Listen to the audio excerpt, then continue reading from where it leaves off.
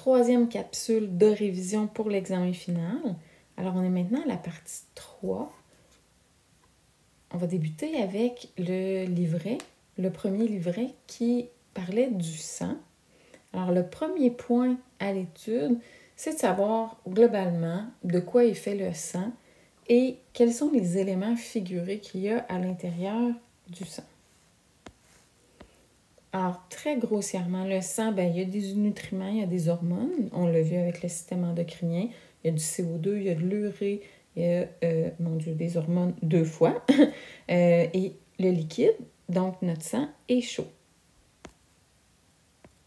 Ses caractéristiques physiques, c'est pas très important. Je vous poserai jamais des questions directes là-dessus. Mais c'est sûr que c'est pas mauvais d'avoir un portrait global du sang.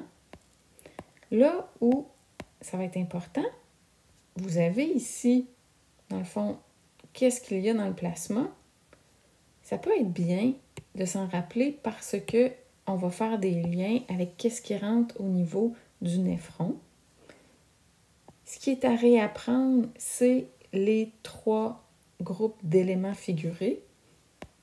Des érythrocytes ou des globules rouges, leucocytes ou globules blancs et thrombocytes. Les érythrocytes servent au transport de l'oxygène et un petit peu de CO2.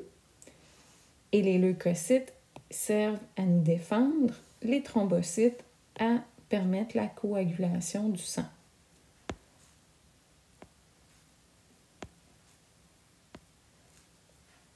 Pour les érythrocytes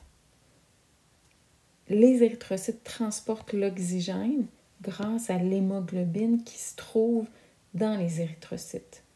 Alors l'hémoglobine, c'est vraiment la façon pour transporter 98,5% de notre oxygène. Et les globules rouges, eux, ils n'ont pas de noyau. Et non, ils n'ont pas d'ADN.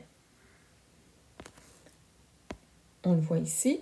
Et ça prend de la vitamine B12 pour pouvoir fabriquer nos globules rouges.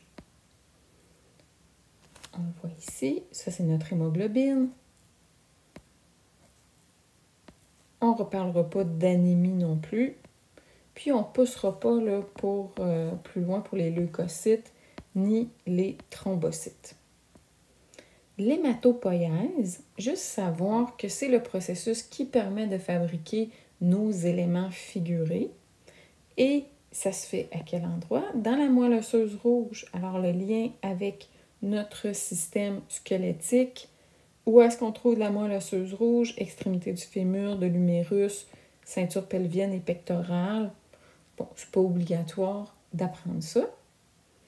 Le point numéro 2 sur votre feuille qui connaît le rôle primordial de l'hémoglobine contenu, c'est uniquement le fait que l'hémoglobine est responsable du transport de l'oxygène.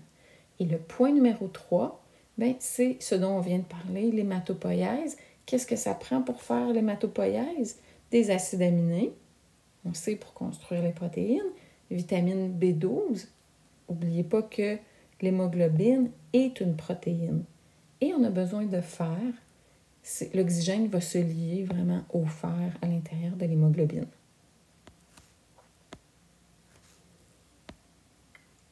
Pour le reste, il n'y a rien d'autre à apprendre.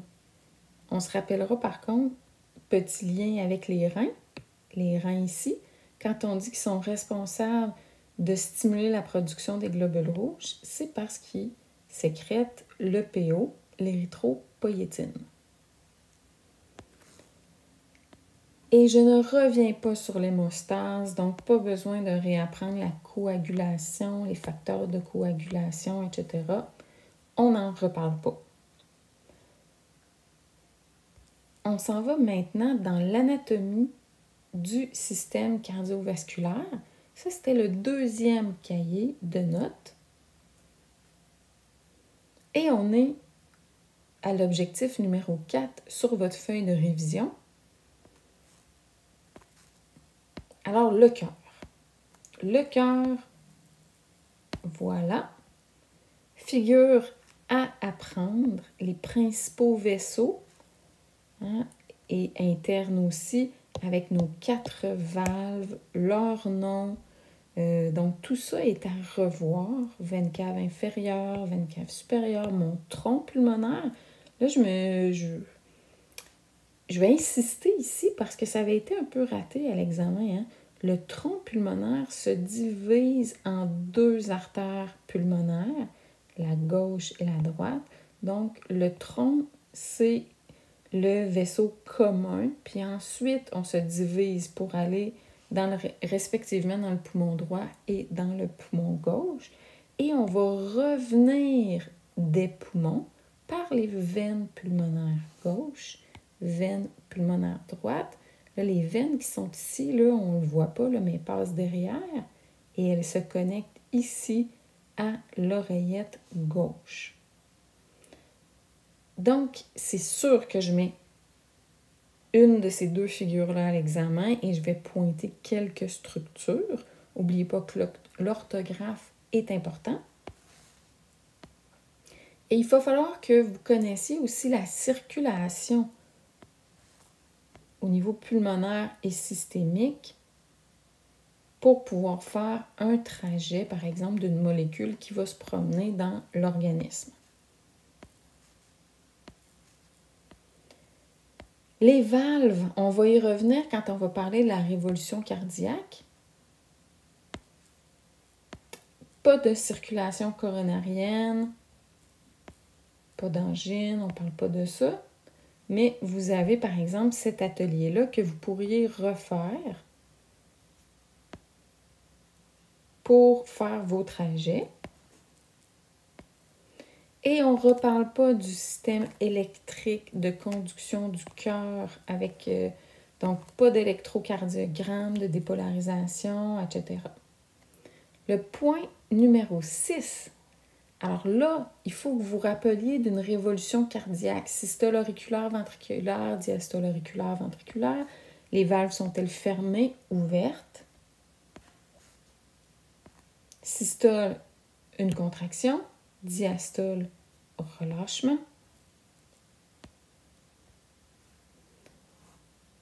Donc, si on est en diastole auriculaire, en fait, cette phase-là, c'est ma diastole complète. Mes ventricules sont relâchés, mes oreillettes sont relâchées. Le sang entre dans les oreillettes et s'écoule dans les ventricules. Je ne le vois pas ici, on le voit mieux ici. Mes valves du tronc pulmonaire et de l'aorte sont fermées. Mes valves auriculo-ventriculaires droite et gauche sont ouvertes pour laisser entrer le sang. Mes oreillettes vont se contracter, pousser le sang. Mes ventricules vont à leur tour se contracter alors que mes oreillettes se sont relâchées. Lorsque mes ventricules se contractent, ça fait fermer mes valves auriculo-ventriculaires. Au début de ma systole, mes deux autres valves sont toujours fermées. Lorsque la pression ventriculaire intraventriculaire devient trop grande, ça ouvre valve du tronc pulmonaire et de l'aorte. Le sang est propulsé dans le corps et vers les poumons. Et après ça, je tombe en diastole ventriculaire. Au début, mes valves sont toutes fermées. Mais un petit peu après le début de la diastole ventriculaire, je vais tomber vraiment en diastole complète. Et là, mes valves auriculo-ventriculaires vont réouvrir. Donc, c'est à revoir. On ne reparlera pas des bruits du cœur. Mais on va parler du débit cardiaque. Alors, le point numéro 7. C'est quoi le débit cardiaque? Qu'est-ce qui pourrait l'influencer? Votre débit cardiaque, c'est le résultat de votre fréquence cardiaque multipliée par votre volume systolique. Alors, on reparle du débit cardiaque parce qu'on va faire le lien dans le fond global avec la pression artérielle.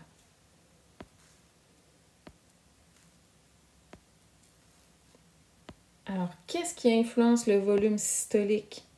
Qu'est-ce qui influence notre débit cardiaque? notre fréquence cardiaque, hein, on avait notre système nerveux autonome, comme en phase de stress, par exemple, on le sait que c'est le sympathique qui est stimulé, ça augmente notre fréquence cardiaque. Si ma fréquence cardiaque augmente, je sais que mon débit cardiaque augmente, donc ma pression artérielle va augmenter.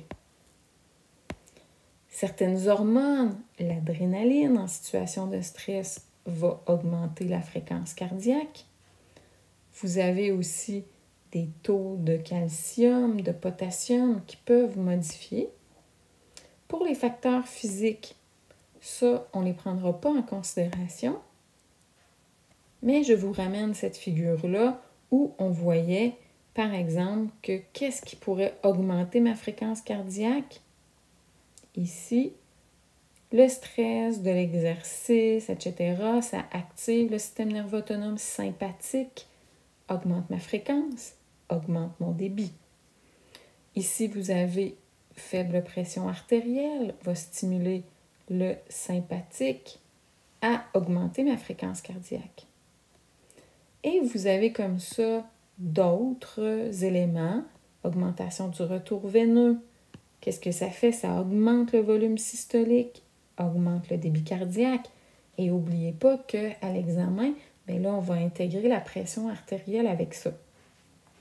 Il y aura probablement une ou deux questions qui vont porter sur la pression artérielle. Qu'est-ce qui influence la pression artérielle? Ça va ressembler à l'examen que vous avez déjà fait et que vous allez pouvoir reconsulter lundi.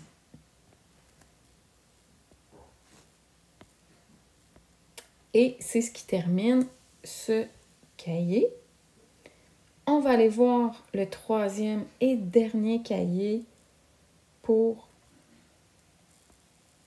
le système cardiovasculaire. C'est celui qui porte sur les vaisseaux. Excusez, je n'avais pas remonté convenablement mon diaporama. Alors, troisième cahier, les vaisseaux sanguins. On est présentement dans votre numéro 8. Alors, le numéro 8 de votre feuille de révision, distinguez la pression systolique et diastolique.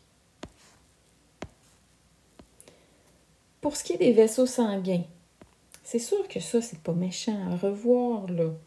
Hein, le nom des vaisseaux, quand on part du cœur, aorte, artère, artériole, on se retrouve dans les capillaires, ensuite on se dirige dans les vénules, les veines, veines caves, et c'est le retour au cœur. Je ne vous demande pas de revoir l'anatomie des vaisseaux sanguins, artères, veines, capillaires, on ne revoit pas ça. On va sauter beaucoup d'éléments ici. On ne parle pas des varices. Le pouls et la pression sanguine. Le pouls, je ne reviendrai pas, mais c'est pas méchant de savoir que ça correspond, dans le fond, à chaque systole ventriculaire, il y a une dilatation des artères au niveau du cou due à la grande force d'éjection du sang. Par contre, la pression sanguine, ça, c'est important de revoir qu'est-ce que la pression artérielle. C'est la force qui permet au sang de circuler continuellement dans le corps, mais c'est la force avec laquelle le sang pousse sur la paroi interne de nos vaisseaux. C'est quoi la pression systolique? C'est quoi la pression diastolique? C'est quoi la norme? Okay, le premier chiffre correspond à ma pression systolique. Donc, dans le cœur, dans ma révolution cardiaque, c'est au moment de la systole ventriculaire. Et le 80, le deuxième chiffre, c'est la pression diastolique. Donc, lorsque le cœur est en diastole complète.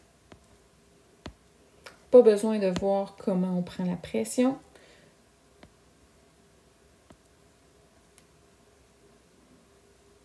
Ça va être le point numéro 9.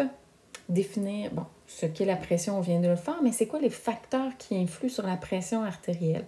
Il y aura une ou deux questions sur la pression artérielle. On en a parlé tantôt. Pression artérielle dépend du débit cardiaque et de la résistance périphérique. vous aviez ces schémas-là de concepts dans lesquels on voit qu'est-ce qui influence notre pression artérielle.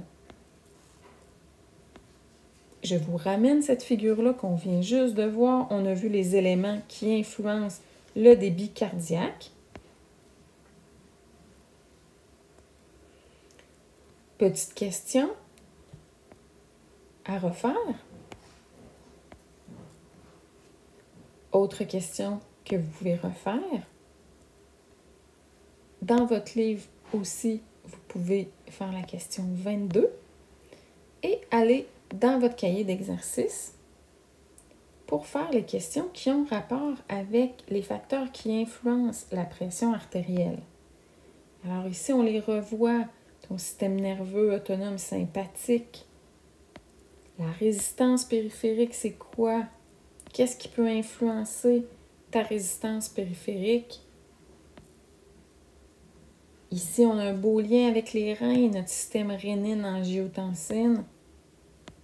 Cette figure-là, elle est dans le système urinaire et elle revient dans notre système cardiovasculaire. Alors, c'est sûr qu'ici, on a des beaux liens à faire avec angiotensine 2. Alors, très important de bien comprendre tout ça. Vous pouvez refaire le point numéro 10. Ça, en passant, ça, c'est une figure pour voir un petit peu plus là, votre rénine, comment ça agit avec l'angiotensine 1, angiotensine 2. C'est pour amener des précisions. Alors, le point numéro 10, vous pouvez refaire situation 1 à 4 que vous avez à la page 133 de votre cahier d'exercice. Ça pourrait être à refaire. Et ça, c'est une figure qui est où on voit les facteurs qui influencent notre pression artérielle.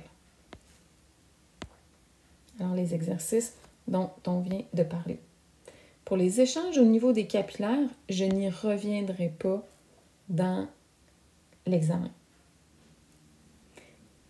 On s'en va maintenant dans le système respiratoire. Pour le système respiratoire, juste 2 points, le 11 et le 12. Et vous allez voir, je vais passer assez vite. Je ne reparle même pas de l'anatomie du système respiratoire. Donc, ce n'est pas à revoir. On ne refait pas ça. Là, ce qui va m'intéresser, c'est au niveau des échanges gazeux. Alors, on passe beaucoup de diapos. Les poumons. Les poumons, ça permet les échanges gazeux d'O2 et de CO2 avec le sang et ça se fait au niveau des alvéoles. Vous avez vu les MPOC. Alors, n'importe quel trouble respiratoire au niveau des poumons, de l'emphysème, bronchite chronique, pneumonie, va empêcher et va ralentir les échanges gazeux. Et on continue. Donc, au niveau des alvéoles, au niveau de mes alvéoles ici, on le voit ici, mes échanges, ma diffusion d'oxygène et de CO2, normalement, au niveau des poumons, mon CO2 devrait sortir du sang et entrer dans mes poumons pour être expiré. L'oxygène devrait passer de mes alvéoles à mon sang et se rendre après ça au niveau des cellules. N'importe quelle obstruction pulmonaire va rendre ces échanges-là plus difficiles. Il y aura donc une baisse d'oxygène au niveau du sang. Et si mon CO2 a de la difficulté à sortir, il va y avoir une hausse de CO2 à l'intérieur de mon sang. Et on sait maintenant que l'oxygène est essentiel pour fabriquer notre ATP, pour faire notre respiration cellulaire.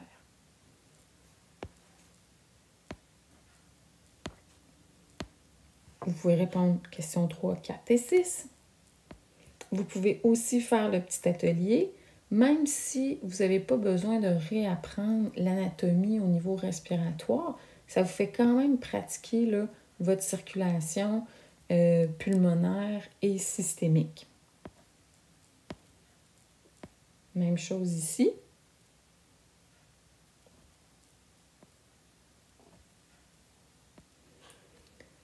Et on ne revient même pas sur la physiologie du système respiratoire. Alors, uniquement comprendre globalement les échanges gazeux, comment ils se produisent, puis être capable de faire la circulation pulmonaire et systémique.